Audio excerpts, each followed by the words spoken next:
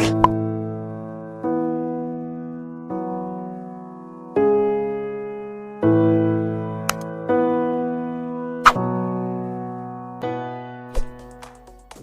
वालेकुम viewers, welcome to name centre. आज का नाम है फ़हीम। फ़हीम नाम के इंग्लिश में स्पेलिंग FAHEEM। फ़हीम नाम का शुमार लड़कों के नामों में होता है। फ़हीम नाम का मतलब दाना, अक्लमंद और फ़हम फ़रासत वाला है। फ़हीम नाम में 4 हरूफ और 1 लफ्ज़ है। फ़हीम नाम की इब्तिदाई तारीख़ अरबी ज़ुबान से निकलती है। फ़हीम नाम का मज़हब मुस्लिम है। फ़हीम नाम के अफराद के लिए खुशकिस्मत नंबर 9 माना जाता है।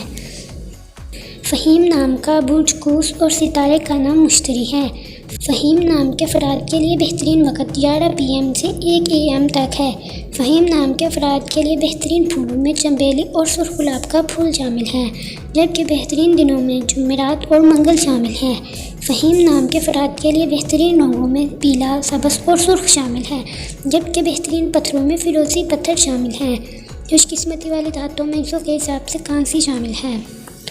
आपको वीडियो कैसी लगी कमेंट बॉक्स में ज़रूर बताएं और अपने नाम का मतलब जानने के लिए कमेंट बॉक्स में कमेंट करें।